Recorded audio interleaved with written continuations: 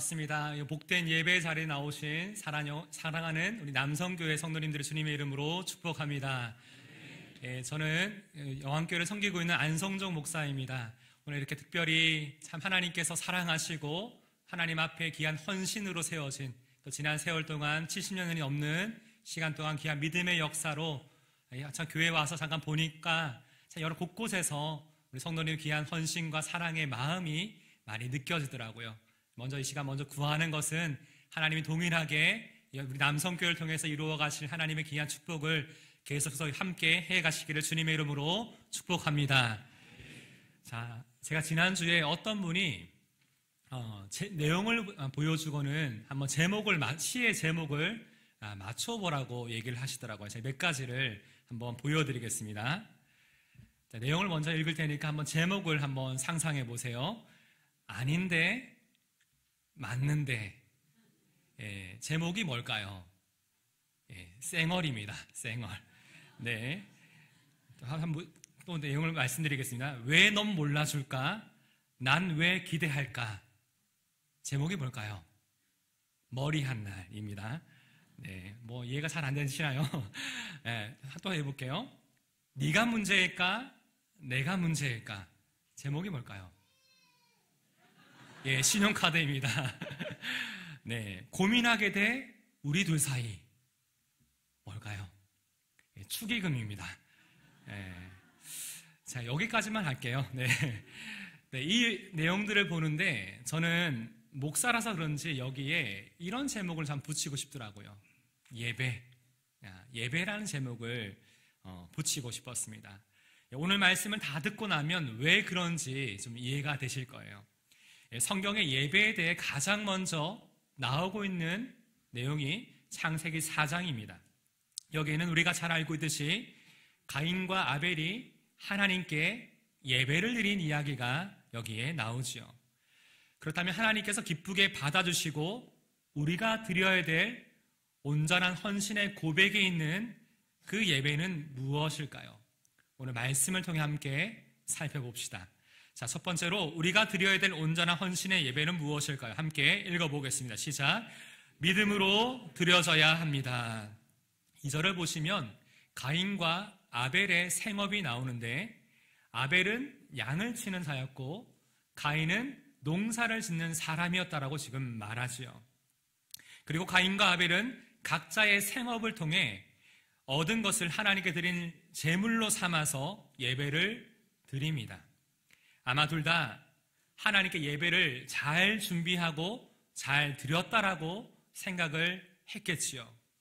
그런데 하나님께서는 아벨의 예배는 받으셨으나 가인의 예배는 받지 않으셨습니다. 네, 우리도 종종 오늘 예배 잘 드렸어 라고 물어보면 오늘 예배 잘 드렸어, 오늘 예배 참 좋았어 라고 얘기를 하곤 합니다.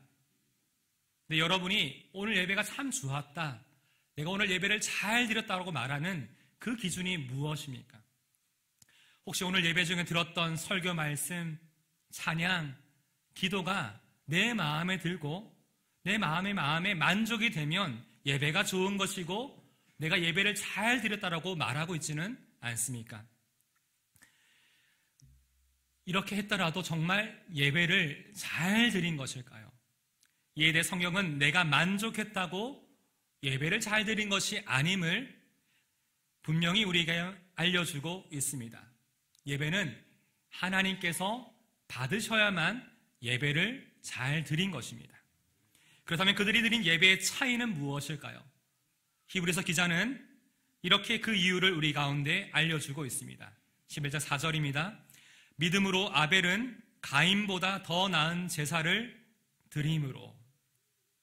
하나님께서 아벨의 제사를 받으신 그 이유는 바로 아벨이 믿음으로 더 나은 제사를 드렸기 때문이라고 성경은 분명히 우리 가운데 말씀해주고 있습니다.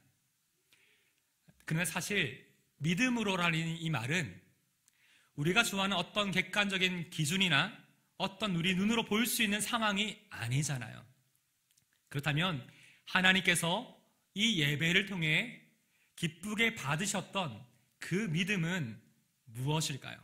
이어지는 히브리서 11장 6절에 그 믿음이 무엇인지 우리에게 이렇게 알려주고 있습니다. 함께 읽어봅시다. 시작. 믿음이 없이는 하나님을 기쁘시게 하지 못하나니 하나님께 나아가는 자는 반드시 그가 계신 것과 또한 그가 자기를 찾는 자들에게 상 주시는 이심을 믿어야 할지니라. 아멘. 하나님을 기쁘시게 하려면 먼저 믿음이 있어야 된다라고 말합니다. 그리고 이어서 하나님께 나아가는 자는 이러한 믿음을 가지고 예배를 드려야 된다라고 지금 말하고 있죠. 두 가지를 여기서 나오고 있습니다. 첫 번째로 그 믿음은 반드시 그가 바로 하나님께서 계시는 것을 믿는 것입니다. 아멘이십니까? 이 말은 우리가 이곳에서 드리는 예배 가운데 하나님이 임재하고 계심을 믿음으로 예배를 드려야 된다는 거예요. 다시 말해 이것은 코람데오, 우리의 삶이 하나님 앞에 서 있음을 내 마음에 생각하며 드리는 예배, 하나님이 지금 이곳 가운데 함께 하심을 믿는 믿음으로 드려야지 이것이 하나님이 기뻐하시는 예배라고 우리에게 분명히 이것을 알려주고 있습니다. 왜냐하면 이 코람데오의 믿음이 있어야 우리가 이 예배의 자리를 준비하고 이 예배 자리를 나아가는 모든 과정, 하나님 앞에 예배를 드리는 우리의 태도를 달라지게 만들기 때문이지요. 또한 두 번째로 하나님께 나아갈 때 필요한 그 믿음은 하나님께서 하나님을 찾는 자들에게 상 주시는, 다시 말해 우리에게 필요한 은혜를 주시는 분임을 믿는 것입니다. 아멘이십니까? 오늘 여러분은 이 시간 하나님께 나오면서 어떤 소망과 어떤 기대를 가지고 이 자리에 지금 나오셨습니까? 이 시간 여러분이 믿음으로 가지고 나온 여러분 마음에 있는 그 소원과 그 기대를 하나님께서 응답하여 주실 줄을 믿습니다. 이처럼 하나님께서는 믿음으로 드려지는 예배를 기뻐하십니다. 아벨이 이러한 예배를 하나님 앞에 드렸어요. 오늘 이 시간도 주님의 이름으로 우리가 함께 모여서 하나님의 임재하심을 경험하는 예배, 하나님이 기쁘시게 받는 그 예배를 우리 함께 드리기를 원합니다. 이를 통해 가장 먼저 성령 하나님께서 우리 안에 무뎌져 있었던 복음의 감격을 새롭게 하시고 하나님의 임재하시는 이 예배 가운데 예배의 감격을 새롭게 하시는 은혜가 우리 가운데 있기를 주님의 이름으로 축복합니다. 우리가 드려야 될 온전한 헌신의 예배는 첫 번째로 믿음으로 드려져야 합니다. 우리 두 번째 함께 읽어봅시다. 시작. 삶으로 이어져야 합니다. 오늘 본문 3절은 이렇게 시작이 되죠. 세월이 지난 후에. 뭐라고요? 세월이 지난 후에. 네, 우리는 이 부분을 그냥 쉽게 간과하고 지나쳐 읽곤 하지만 참 중요한 부분입니다. 성경은 하나님께 드리는 예배, 하나님이 받으시는 그 예배가 무엇인지 강조하기 위해서 이 부분을 앞에 넣어두었습니다. 여기서 세월이 지난 후에라는 말은 그러한 날들, 그러한 시간들의 기간이 끝이 날 때 어떤 결과가 나온다는 의미입니다.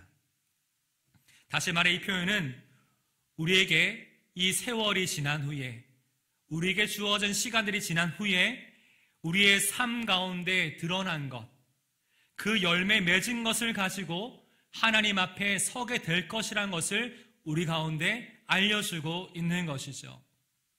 그래서 가인과 아벨은 이렇게 각자 준비한 것을 가지고 하나님께 예배합니다. 3절과 4절 함께 읽어봅시다. 시작. 세월이 지난 후에 가인은 땅의 소산으로 제물을 삼아 여호와께 드렸고 아벨은 자기도 양의 첫 새끼와 그 기름으로 드렸더니. 여기서 우리는 종종 가인이 드린 땅의 소산을 쉽게 얻어진 것으로 생각할 때가 많아요. 조금 더 정성이 부족해서 하나님이 안 받으신 것이 아닐까라는 생각을 할 때가 있습니다. 물만 줘도 알아서 자라는 것이 아니겠죠. 창세기 3장 18절에 이렇게 되어 있어요. 땅이 내게 가시덤불과 엉겅퀴를 낼 것이라. 네가 얼굴에 땀을 흘려야 먹으리니. 이 하나님의 말씀을 통해 가인이 쉽게 이 땅의 소산을 얻은 것이 아니라 이것을 위해 땅을 경작하고 관리하고 수확하는 과정에서 참 많은 힘든 노동이 이 가운데 있었음을 분명히 우리는 알 수가 있죠. 다시 말해 가인 또한 나름대로 수고하여 얻은 열매, 최선을 다해 얻은 그 열매 일부를 가지고 와서 하나님 앞에 예배를 드린 것입니다. 그리고 이어서 아벨은 자신이 기르던 양의 첫 새끼와 그 기름, 다시 말해 그 중에 가장 좋은 것을 가지고 와서 하나님 앞에 예배를 드리지요. 그런데 오늘 본문 4절과 5절을 보시면 어떻게 하셨다고요? 하나님께서는 아벨과 그의 제물은 받으셨으나 가인과 그의 제물은 받지 아니하셨다라고 지금 분명히 말하고 있죠. 여러분, 무엇을 먼저 받으셨습니까? 아벨을 먼저 받으셨죠. 예배자를 먼저 받으셨습니다.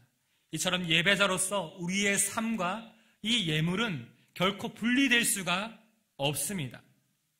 왜 가인과 아벨은 동일하게 하나님께 예배를 드렸는데 이러한 차이가 생겨나게 된 것일까요?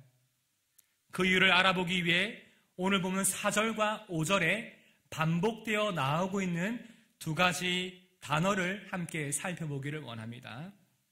4절에 보시면 여호와께서 아벨과 그의 제물은 받으셨으나 가인과 그의 제물은 받지 아니하신지라. 첫 번째 우리가 뭐가 보입니까? 제물이라는 단어가 보이죠. 히브리어로 민하라는 단어를 씁니다.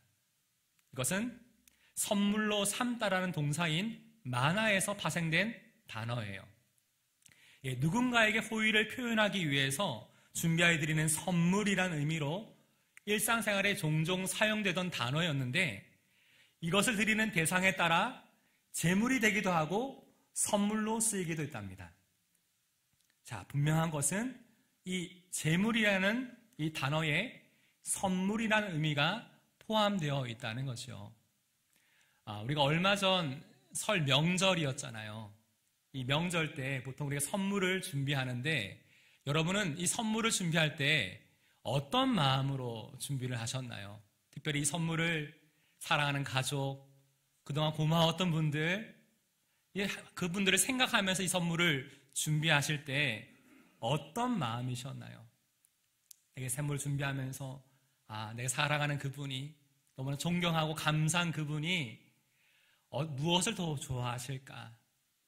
내가 이 선물을 받았을 때 그분이 기뻐하는 모습을 생각하면서 이 선물을 우리가 정성껏 준비하죠. 우리가 언제 기쁘세요? 선물을 드렸어요.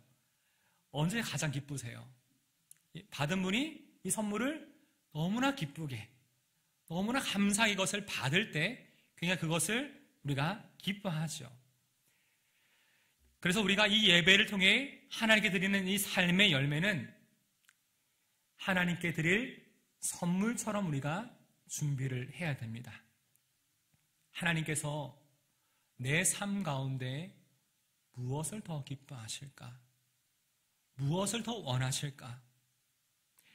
이 모든 것을 생각하며 살아왔던 우리의 삶의 모든 순간과 그 모든 자리들이 하나님 보실 때에 하나님이 받으시는 선물과 같은 예배라는 것이죠.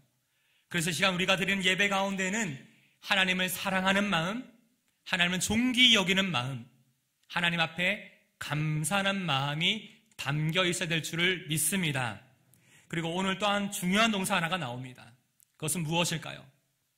받으셨으나입니다. 히브리어로 샤라는 단어를 써요.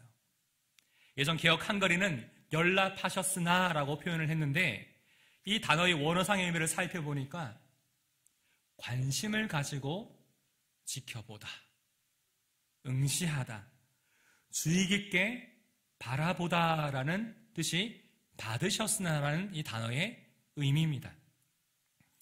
재물을 받으셨다라는 단어의 의미를 살펴보시면 중요한 두 가지 의미를 우리는 이 예배를 통해서 발생할 수가 있는 것이죠.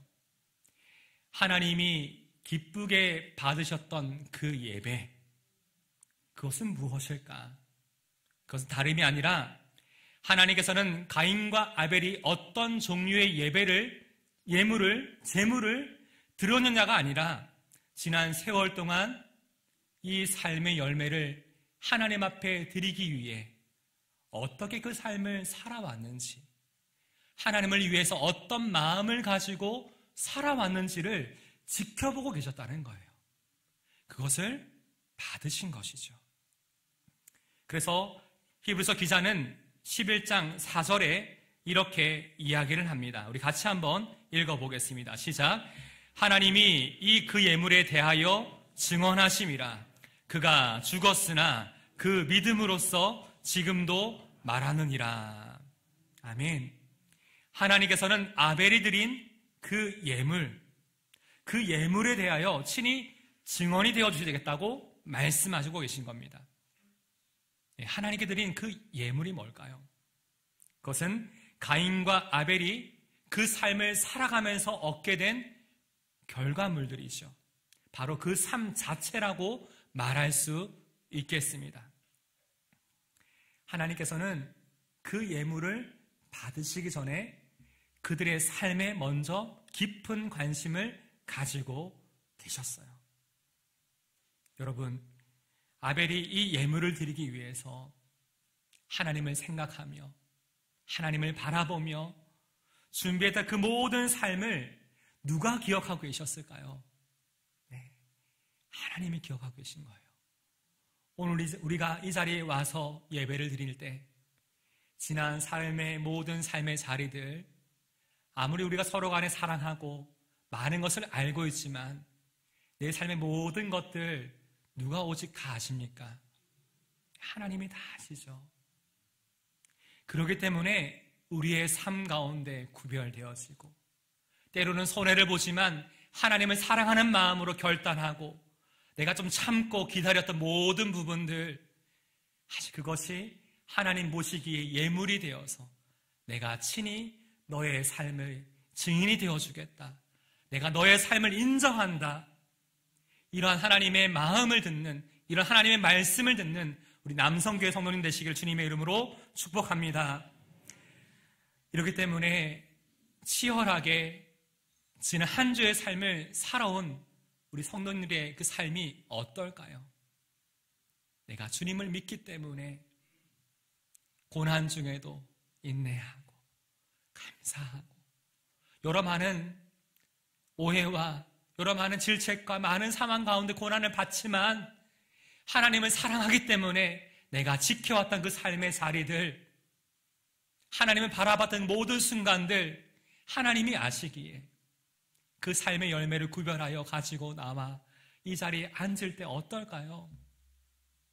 그냥 이 자리에 앉기만 해도 눈물이 나고, 얘야, 내가 너의 삶을 안단다. 네가 나를 위해서 어떻게 살아왔는지, 어떻게 그 삶의 자리를 지켜왔는지 내가 가장 너를 잘 안단다. 이런 하나님의 위로와 하나님의 마음을 우리가 이 예배 가운데 경험할 수 있는 것이지요.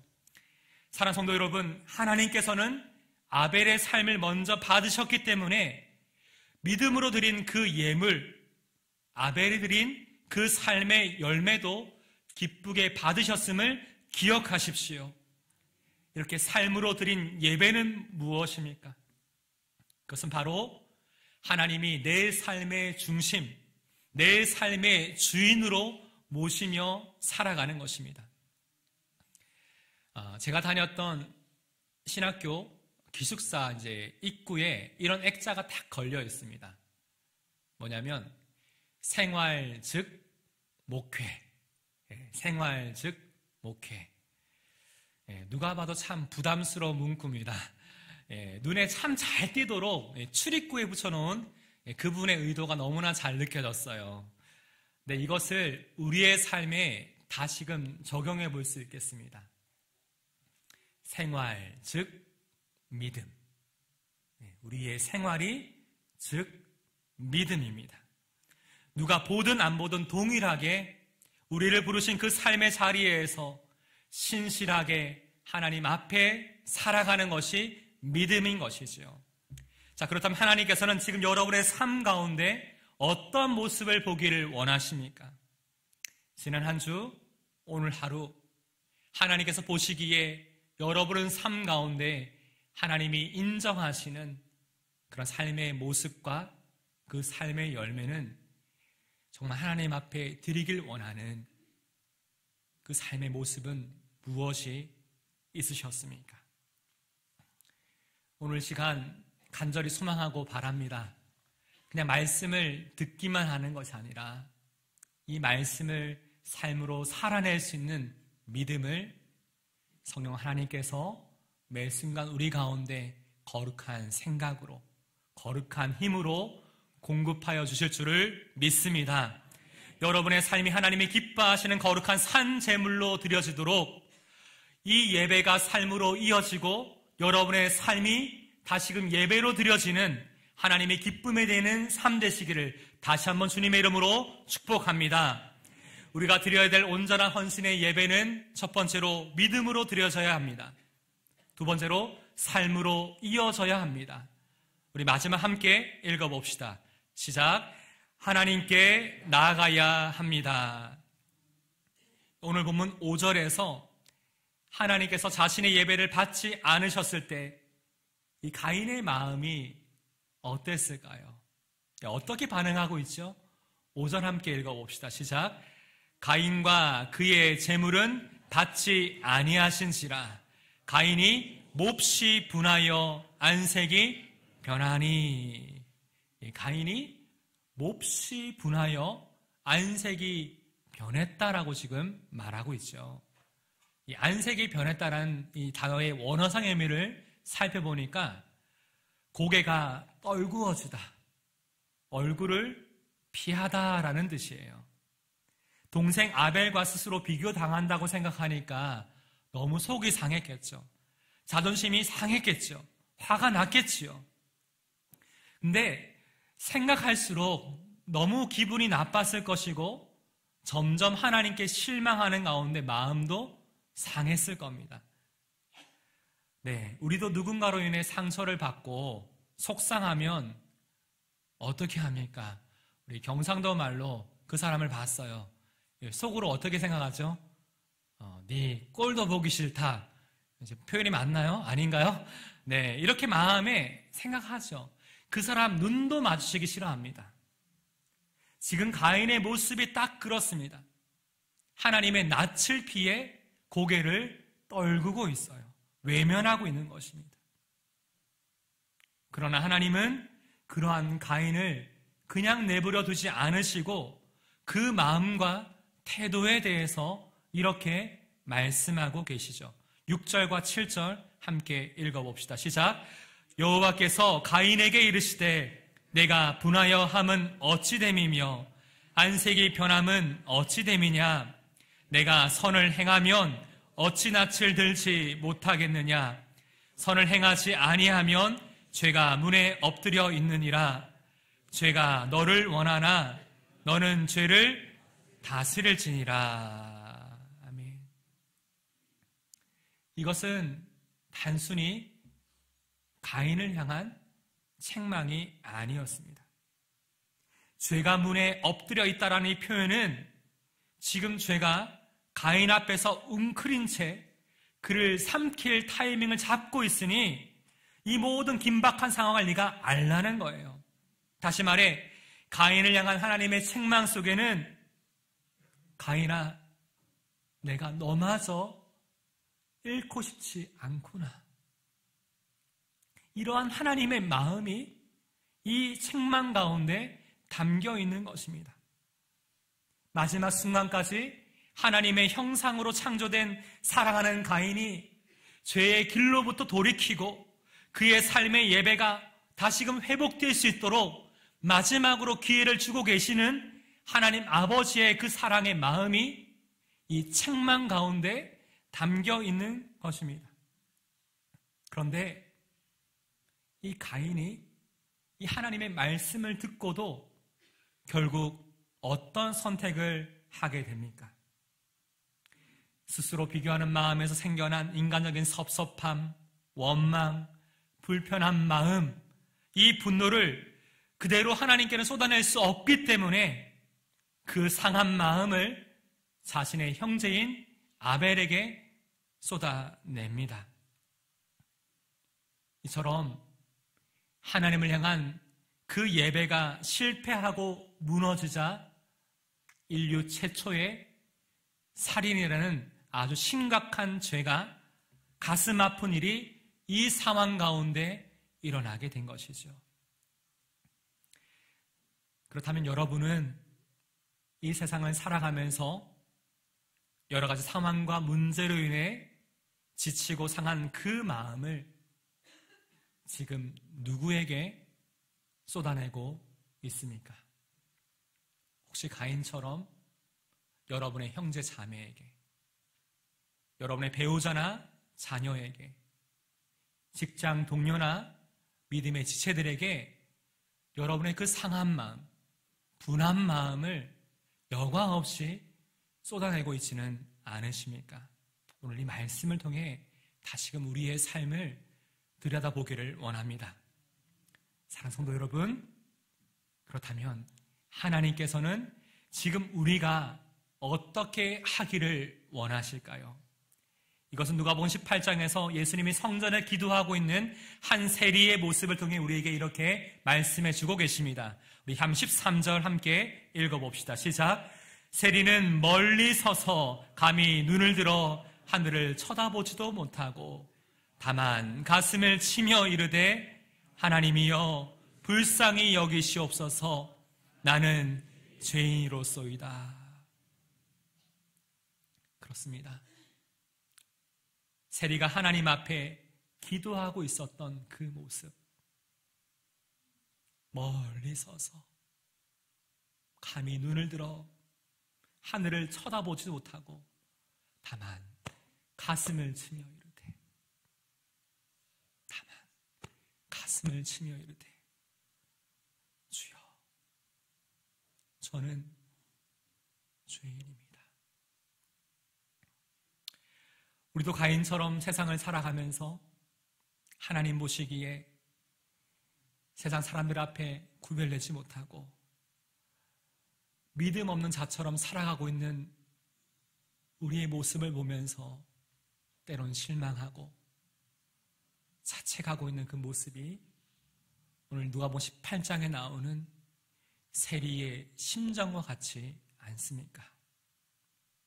그러나 너무나 감사한 것은 우리의 연약함을 너무나 잘 아시고 지금도 말할 수 없는 탄식으로 우리를 위하여 간구하고 계시는 성령 하나님이 우리의 마음, 우리의 기도, 우리의 예배를 기억하시고 받으시는 줄 믿습니다. 오늘 이 시간 우리의 삶이 다시금 이 예배를 온전히 하나님 앞에 회복함으로 내가 만족하는 예배가 아니라 하나님이 기뻐하시는 우리의 삶의 예배를 매일 매 순간 우리가 온전히 하나님 앞에 드릴 수 있도록 믿음으로 매일의 삶을 살아갑시다. 또한 올 한 해 우리 남성교회 모든 예배 가운데 특별히 우리가 주님의 이름으로 함께 모인 모든 자리마다 오직 하나님 한 분만을 높이며 하나님만을 바라보며 우리의 삶을 기쁨으로 헌신함으로 그 자리 가운데 내가 너의 삶을 인정한다, 내가 너의 삶을 보장한다, 내가 너와 함께하길 원한다라는 이 하나님 놀라운 축복을 우리 모두가 경험하기를 다시 한번 주님의 이름으로 축복합니다. 무엇보다 오늘 특별히 제2남전도회 헌신 예배를 드리게 되는데 참 교회 안에 너무나 귀한 분들이죠. 참 치열하게 그 삶을 살아오면서도 주의 몸된 교회를 위해서 하나님 나라를 위해서 기쁘게 헌신하시는데 이곳에 계신 한 분 한 분의 삶 가운데 그 삶을 통해서 하나님이 크게 영광 받으시고 때를 다시 살피시고 채우시는 하나님의 귀한 역사가 있기를 주님의 이름으로 축복합니다.